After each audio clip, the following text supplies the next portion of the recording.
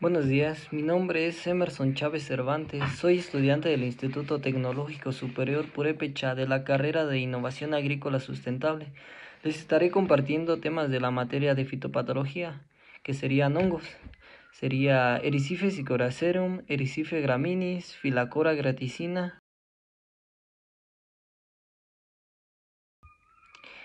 Erysife Sycoracerum es un hongo que causa la enfermedad más conocida como la cenicilla en curcubitáceas.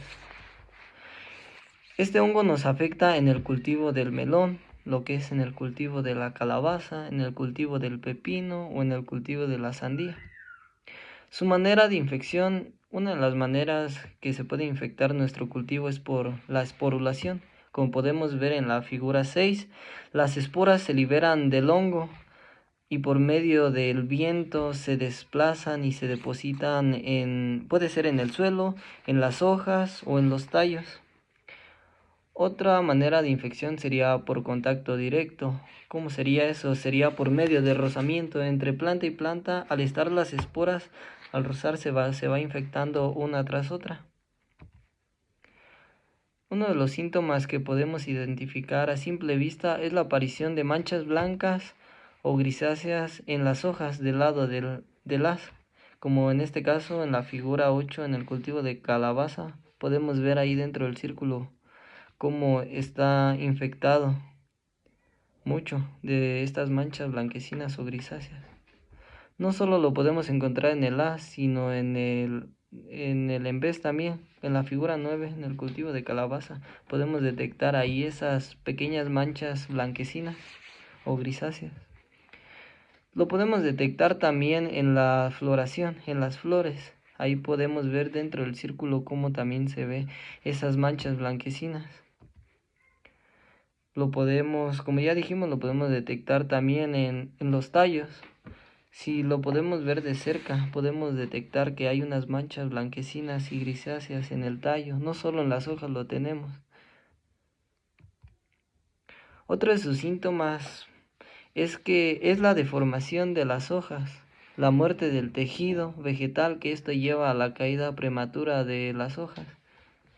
Esto nos afecta directamente a nuestro cultivo y por consecuencia es una reducción de producción menor. Vamos a tener una menor producción.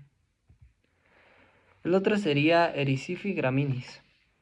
El mildio polvoriento, también conocido como odio polvoso, puede afectar a numerosas plantas, incluidos los cultivos los que son los frutales, los ornamentales, los leñosos o las herbáceas.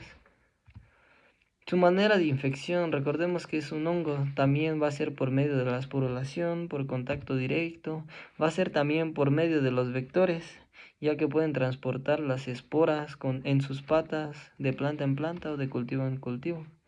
Puede ser por medio del agua también, de que las esporas pueden ser transportadas por medio del agua, tal vez en un exceso de humedad, porque el sistema de riego no es el adecuado, tal vez. Otro de sus maneras de infección, como podemos ver en la figura 18, que es un hongo, es por medio del suelo. Como vemos que las esporas se liberan al suelo, pueden sobrevivir, y si no desinfectamos nuestro suelo previamente, puede infectarse por medio de la raíz nuestra planta.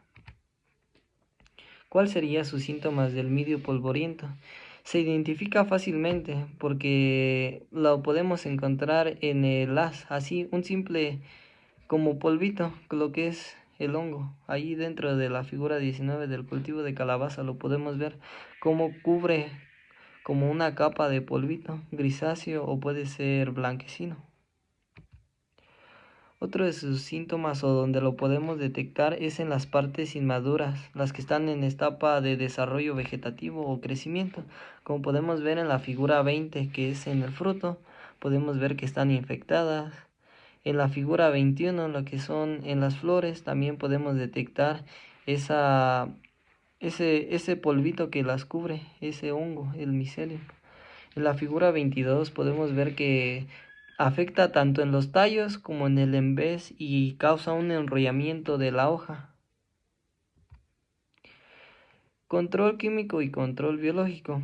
El control biológico sería pues cuidar que no tengamos un exceso de humedad, controlar los vectores, desinfectar el suelo, hacer rotación de cultivo. Ese sería un control cultural.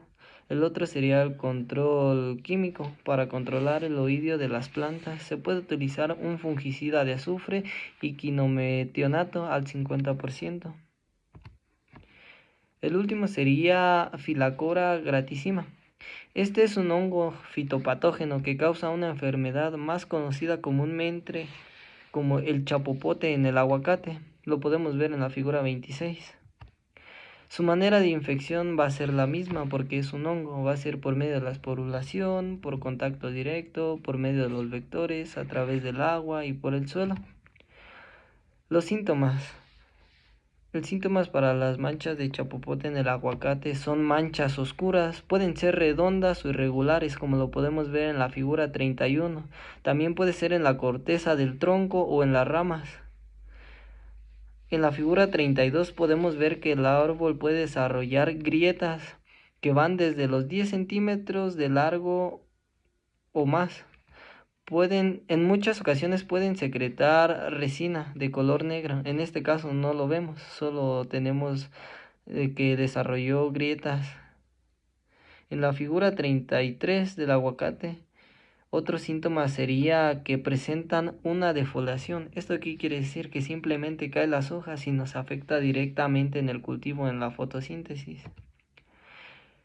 Para esto yo recomendaría un control biológico, que podemos ocupar lo que es el oxicloruro de cobre, como podemos ver en la figura 34 o en la figura 35, que es un sulfato de cobre. Podemos hacer una aplicación de 2 o 3 aplicaciones cada 15 o 20 días al comenzar la etapa de floración, que es cuando nos afecta. En conclusión, es que estos hongos pueden reducir significativamente la producción y calidad de nuestros cultivos. Requieren un control adecuado para prevenir estos patógenos con fungicidas y cuidado de vectores, ya que podemos mitigar el control económico y ambiental de estas enfermedades. De mi parte sería todo. Adiós.